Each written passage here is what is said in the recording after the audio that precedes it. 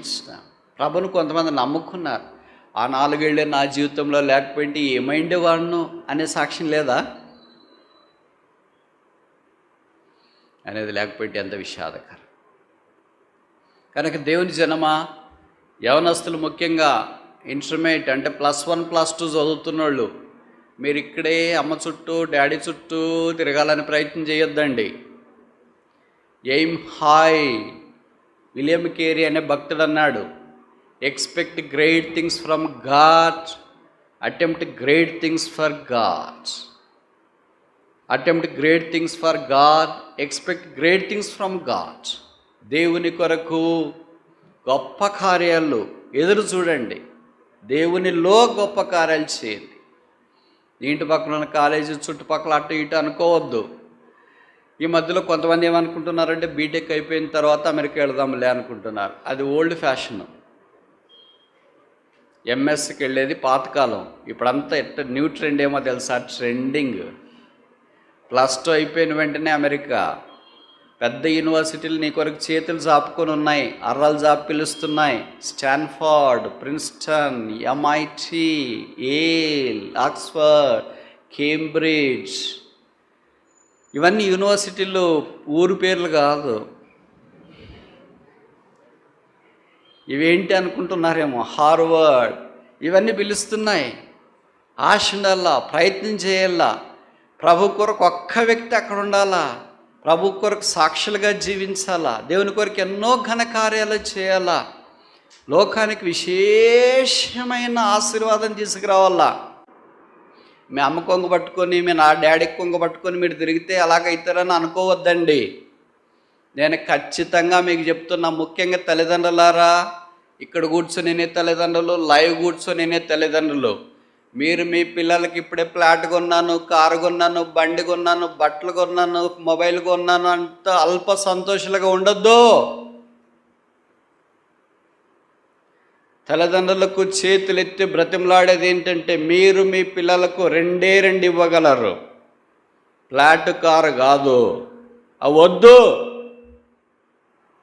అవి ఇచ్చి చాలామంది మీరు చెడిపినారు, మీ పిల్లల్ని నష్టపరిచినారు. మీ పిల్లల్ని వాడు 10th క్లాస్ చదివేటప్పుడు, రే నీకు ఈ ప్లాట్ ఎల్బీ నగర్లో ఒకటి, దిల్షుక్ నగర్లో ఒకటి, హైటెక్ సిటీలో ఒకటి, గచ్చిబౌలిలో ఒకటి, అక్కడ ఒక బండి, ఇక్కడ ఒక బండి అని చెప్పేసి చెడిపేసినారు వాళ్ళని. That is ungodly. మీరు సంపాదించండి, మంచిదే మీ పిల్లల కొరకు, కానీ మొదట ఇచ్చేసి అని చెడిపేసినారు. మీరు మీ పిల్లలకి 2 ఇవ్వాలా. మొదటిది, ఓన్ దెమ్ టు గాడ్. మీ పిల్లలకి దేవుణ్ణి ఇవ్వండి. ఫ్లాట్ కాదు, ఇల్లు కాదు, కారు కాదు, దేవుణ్ణి వారికి ఇవ్వండి. మీరు ఎలాగిస్తారో తెలియదు. ఇంటర్మీడియట్కి వచ్చేలోగా మీ పిల్లల్లో దేవుని గురించిన జిజ్ఞాస కలిగించండి. వారు ప్రభువుని అంగీకరించి రక్షణ పొందేటట్టు చేయండి. The best gift you can ever give to your kids is making them to own God. దేవుణ్ణి వారు స్వతంత్రించుకునేటట్లు చేయండి. దేవుని వారు అంగీకరించేటట్టు చేయండి. మీరు ఇది ఇవ్వకుండా హైదరాబాద్ అంతా మీ పిల్లలకి రాసిచ్చిన fit for nothing but eternal condemnation. చాలా తీవ్రంగా చెప్తున్నాను, తలంచొద్దు. ఉదయం బాధ ఇది. Number 2, give your children highest education possible.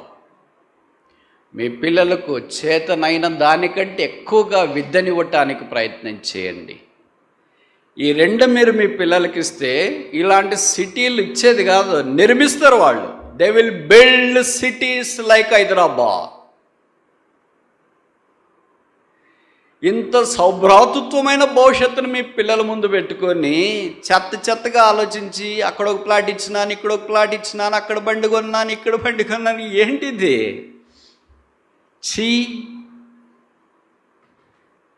ఇంత చీపుగా పెట్టినావా మీ పిల్లల్ని?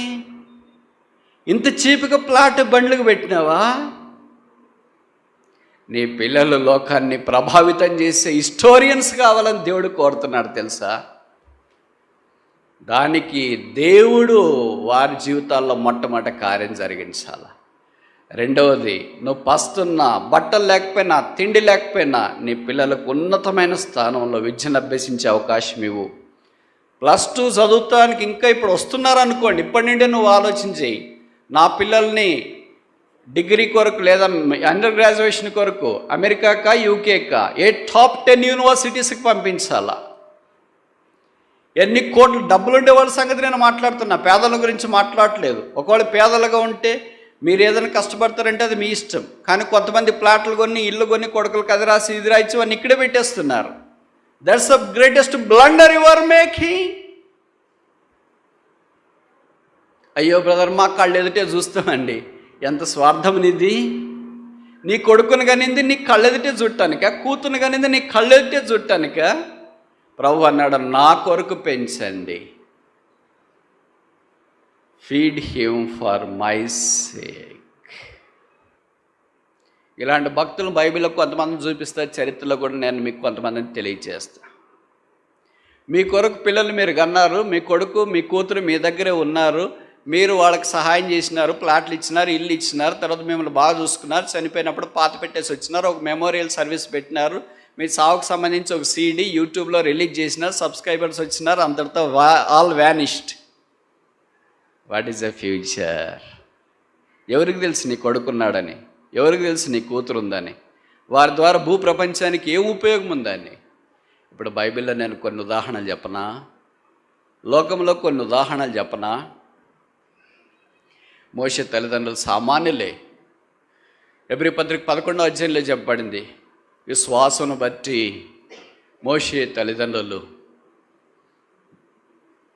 మోషేను ఆ భూమి మీదకి ఆ దినాలు తీసుకుని వచ్చి, వారికి విశ్వాసమే లేకపోయింటే కుమారుని తెచ్చిండే వాళ్ళు కాదు. 3 నెలలు దాచినారు.